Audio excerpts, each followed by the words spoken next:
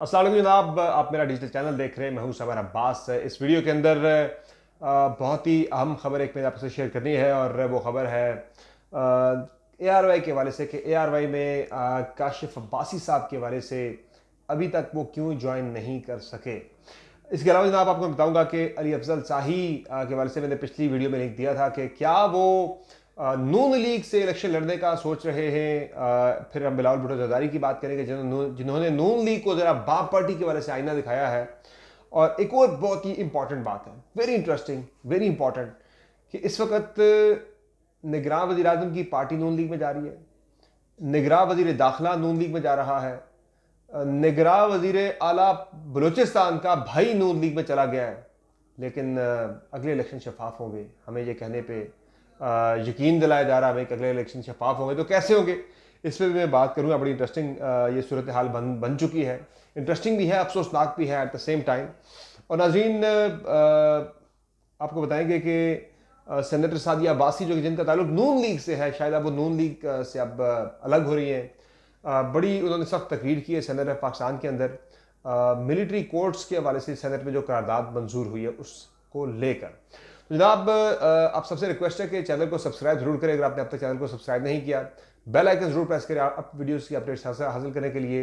Video पसंद है तो लाइक करें, अपना फीडबैक कमेंट सेक्शन में जरूर दिया करें। तो जनाब, सबसे पहले बात करते हैं जो मामला है इस वक्त इलेक्शन से पहले केयर टेकर सेटअप का। कि कल जैसे कि नून लीग के अंदर बड़ी तादाद में बाप पार्टी के, कुछ BNP के, कुछ एक दो तहरीक इंसाफ के, एक दो पीपल्स पार्टी के लोग जो हैं वो शामिल हुए। सबसे ज़्यादा लोग जो है मेजोरिटी में 30 से ज़्यादा लोग जो शामिल हुए, उसमें ज़्यादा लोग जो है वो बाप पार्टी के हैं। वो बाप पार्टी के, जैसे मरीम नवाज़ ने ताना दिया था पीपल्स पार्टी को कि बाप पार्टी से आपने यूसुफ रज़ा गिलानी को सेनेटर मुंतखब करवाने के बाद फिर जब वो बने थे लीडर ऑफ दी अपोजिशन बने थे तो उस वक्त बाप पार्टी के वोटों से बने थे, तो बड़ा सख्त ताना दिया था मरीम नवाज़ ने यूसुफ रज़ा गिलानी को और पीपल्स पार्टी को, बिलावल भुट्टो जरदारी को। फिर बाप का बाप भी कहा जाता रहा, उनकी तरफ से ताना मिलता रहा। तो अब उसी पार्टी से चूंकि हाथ मिला लिया है मियां नवाज शरीफ साहब ने। एक तो बिलावल भुट्टो जरदारी ने बड़ी तनकीद का निशाना बना रहे हैं। वो कह रहे हैं इसी बाप पार्टी के वोट लेने पे कल तो हमें तो बड़ी तनकीद का आप लोगों ने निशाना बनाया था, आज आप लोग जो है वो उसी बाप पार्टी के लोगों को शामिल कर रहे हैं। तो देखते हैं नून लीग के असूल जो है वो अब नज़र आ रहे हैं, इसी चीज़ में वो परखे जा रहे हैं। फिर जनाब, इस हवाले से एक जो बात है कि असूल जो है वो ये है कि केयर टेकर सेटअप जो है वो गैर जानिबदार होना चाहिए। न सिर्फ अपने अमल से बल्कि सामने नज़र भी आना चाहिए कि वो है भी गैर जानिबदार। अब हो ये रहा है कि बाप पार्टी जा रही है नून लीग के अंदर, यानी जो निगरान वज़ीर आज़म है उनका ताल्लुक बाप पार्टी से, उनकी मेजॉरिटी में पार्टी, उनके जितने भी दोस्त वगैरह हैं, करीबी उनके जितने साथी हैं, वो सारे चले गए हैं नून लीग के अंदर। फिर जो निगरान वज़ीर दाखिला है सरफराज भुगटी साहब, वो एक शो के अंदर कह रहे जी कि मैं आज अगर निगरान वज़ीर दाखिला ना होता तो मैं भी नून लीग में शामिल हो चुका होता आज। यानी वो भी नून लीग में जा रहे हैं। फिर जो निगरान वज़ीर आला बलूचिस्तान हैं, उनके भाई हैं दोस्तेन डोमकी, यानी जो निगरान वज़ीर आला है मीर अली मर्दान डोमकी, उनके भाई हैं दोस्तेन डोमकी, वो शामिल हो चुके हैं मुस्लिम लीग नून के अंदर।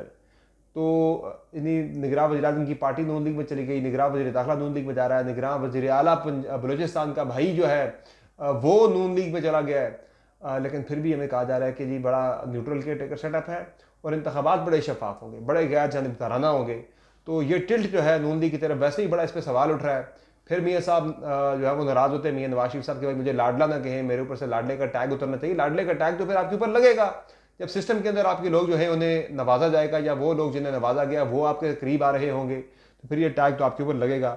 बहरहाल नून लीग से ही सेनेटर सादिया अब्बासी हैं, शाहिद हक्कान अब्बासी साहब की बहन हैं, सेनेटर हैं। इन्होंने सेनेट में मिलिट्री कोर्ट के हवाले से जो करारदाद पास हुई है उस पर बड़ी शदीद उन्होंने गुस्से का इजहार किया गुज़िश्ता रोज़ अपने सेनेट में खिताब के दौरान। और उन्होंने कहा जी कि ये फैसला वापस होना चाहिए और तमाम पॉलिटिकल पार्टीज़ को इसके ऊपर एहतजाज करना चाहिए था, सेनेटर्स को एहतजाज करना चाहिए था, सेनेटर्स को इस मामले के ऊपर इस्तेमाल नहीं होना चाहिए, पार्लियामेंट को इस्तेमाल नहीं होना चाहिए इस तरह के मामला के ऊपर।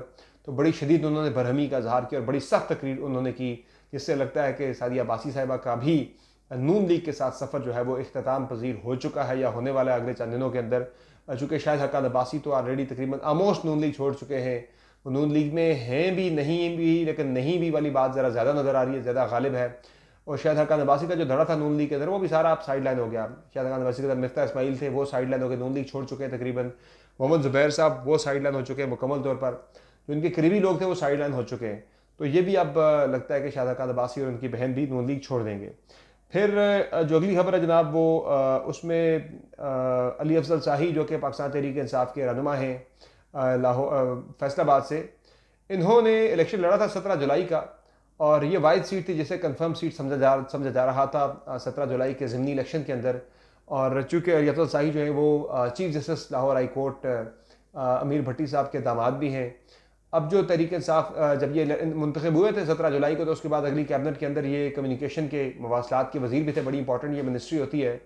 और अब जो तहरीक इंसाफ ने टिकट देने का फैसला किया था पंजाब के अंदर, उसमें अली अफजल शाही और उनके वालिद को भी जो है वो टिकट जारी किया गया था पाकिस्तान तहरीक इंसाफ से। अब अली अफजल शाही के वाले से खबर आई जनाब, 24 न्यूज़ पर वेस्ट कैनी साहब ने खबर दी कि अली अफजल शाही जो है वो उनका नाम ECL से निकलवा दिया गया है। और उन्होंने कहा कि अब काबीना यानी वफाकी काबीना ने खुसूसी तौर पर सर्कुलेशन समरी के जरिए उनका नाम ECL से निकलवाया। सुना अली अफजल शाही अगला इलेक्शन नून लीग से भी लड़ सकते हैं।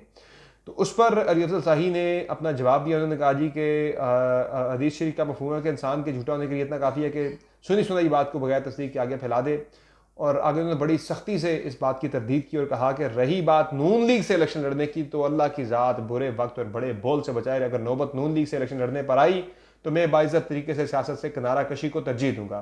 टिकट और वजारत तो बहुत छोटी चीज़ है, अगर ये दुनिया की सारी दौलत का ढेर भी लगा दें तो भी ऐसे लोगों के साथ नहीं बैठ सकता जिन्हें मैं अवाम का दुश्मन और मुल्की मसाइल का सबब समझता हूँ। तो अली अफजल शाही ने बड़ी सख्ती से तरदीद कर दी है कि वो मुस्लिम लीग नून में नहीं जा रहे। जितने बुरे हालात का सामना करना पड़ा वो करेंगे, अच्छी से अच्छी आसाइशें छोड़ देंगे, लेकिन तहरीक इंसाफ को छोड़कर नून लीग के साथ नहीं जाएंगे। तो ये उनकी वजाहत आ गई जनाब। बाकी अहम मामला जो है वो ARY कैसे होकर चल रहा है जनाब, कि ARY के अंदर काफ़ी अरसे से काफ़ी ज़्यादा हलचल है। और ARY के साथ साथ मार्केट के अंदर वैसे भी बड़ी हलचल इस वक्त मची हुई है। जो मीडिया इंडस्ट्री है उसके अंदर मैंने आपको पिछले 2 हफ्ते पहले खबर दी थी कि एक न्यूज़ चैनल जो है वो फ़रोख्त होने जा रहा है और वो फ़रोख्त के लिए लगा हुआ है। नाम मैंने नहीं बताया था, मैं आज आपको नाम बता देता हूँ कि वो टैलेंट न्यूज़ था जो कि सियालकोट की पार्टी ने ख़रीदा था और टैलेंट स्पोर्ट्स वालों ने। और अब वो चैनल जो है वो बेचना चाह रहे हैं। वो कह रहे हैं जी मेरा 7 करोड़ रुपए के करीब माहाना नुकसान है, तो मैं ये अफोर्ड नहीं कर सकता। मैंने पहले तो सोचा भी नहीं था कि इतना नुकसान होगा, तो मैं गलत इंडस्ट्री के अंदर आ गया हूँ, मैं गलत जगह पे आ गया हूँ, मैं गलत जगह मैंने हाथ डाल दिया है, गलत बिजनेस के अंदर मैं आ गया हूँ। तो अब वो उन्होंने रऊफ़ क्लासन साहब की सैलरी पर भी कोई कट वगैरह लगाया, तो वो पैमरा उन्होंने जाके पटिशन कर दी, दरख्वास्त दे दी उनके खिलाफ। फिर ओवरऑल अब चैनल के हालात जो हैं वो इतने अच्छे नहीं हैं, हालात काफ़ी वहाँ पे ख़राब चल रहे हैं टैलेंट न्यूज़ के अंदर। बाकी इसके अलावा ARY के अंदर काफ़ी ज़्यादा हलचल मची हुई है। ARY में काशिफ अब्बासी साहब 3 हफ्ते हो चुके हैं। अब उन्हें बताया गया था कि 2 हफ्ते के लिए वो छुट्टियों पर गए हैं बरतानिया। और मैंने आपको 2 हफ्ते पहले खबर दी थी, आज से 2 हफ्ते पहले, कि काशिफ अब्बासी साहब को ऑफ एयर कर दिया गया है और इनिशियली 2 हफ्ते के लिए ऑफ एयर किया गया है। ये एक्सटेंड भी हो सकता है, जबकि उस वक्त ARY का मौक़िफ़ था कि वो 2 हफ्ते की छुट्टियों पर गए हैं। अगर छुट्टियों पर गए होते तो वो आके अपना प्रोग्राम होस्ट कर रहे होते। तो काशिफ अब्बासी साहब जो हैं उनकी छुट्टियां तवील हो चुकी हैं, उनकी छुट्टियां तवील कर दी गई हैं और फ़िलहाल वो ARY अभी तक ज्वाइन नहीं कर रहे। पिछले दिन उनके इस्तीफ़े की खबरें भी आई थी कि उन्होंने ARY से रिज़ाइन कर दिया है। तो मेरी इत्तला के मुताबिक काशिफ अब्बासी साहब ने रिज़ाइन नहीं किया ARY से। तहम महर बुखारी साहबा के वाले से भी कुछ चीज़ें जो है वो कोई इतनी अच्छी नहीं चल रही ARY के अंदर। उन्हें रिसेंटली 1-2 चैनल्स ने ऑफ़र भी किया है। उन चैनल्स के बारे में मैं अभी उनकी डिटेल शेयर नहीं करूँगा, चूँकि ज़ाहिर है ये ऑफ़र वाला मामला जो है ज़रा ये कॉन्फिडेंशियल होता है और इसकी कॉन्फिडेंशियलिटी जो है तब तक इंटैक्ट रहती है जब तक कोई बंदा किसी चैनल को इनकार ना कर दे। लेकिन 2 चैनल से उनकी बातचीत चल रही है। तब बताता हूँ कि मार्केट के अंदर पुराने चैनल नहीं है, निस्बतन नए चैनल्स हैं जिनसे उनकी बात चल रही है महर बुखारी साहबा की कि वो उन्हें ज्वाइन कर लें शायद। लेकिन इससे पहले उनकी सलमान इकबाल साहब के साथ एक मीटिंग होने जा रही है, उसमें पता लग जाएगा कि उनका ARY के साथ जो है आइंदा का सफ़र जो है वो किस तरह का रहेगा, वो ज्वाइन मज़ीद रहेंगी या नहीं रहेंगी।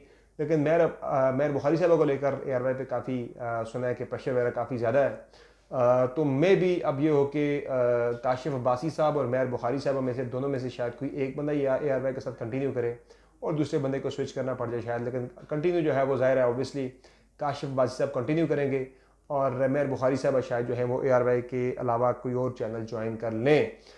लेकिन ये भी हो सकता है कि सलमान इकबाल साहब के साथ होने वाली मुलाकात के अंदर दोबारा उन्हीं के साथ मामला जो है वो ठीक हो जाए और वो यानी कि मामला तो ARY के ठीक है महर बुखारी साहब के साथ, लेकिन कहीं लेफ्ट राइट से शायद कोई प्रेशर वगैरह ARY की मैनेजमेंट के ऊपर। उनकी जो मैर बुखारी साहिबा के बारे में यह है कि भाई उनकी इंक्लिनेशन है तहरीक इंसाफ की तरफ, उनका झुकाव है तहरीक इंसाफ की तरफ, इस वजह से मुबैना तौर पर जो प्रेशर आ रहा है।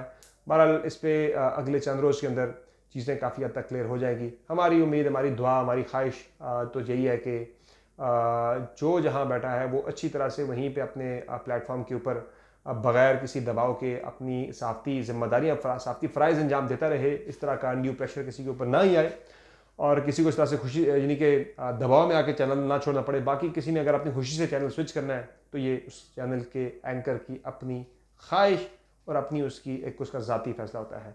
आज की इस वीडियो में इतना ही। मज़ीद डिटेल्स अगली वीडियो में आपकी खिदमत में लेकर हाजिर होंगे। इजाज़त दीजिए। खुदा हाफ़िज़।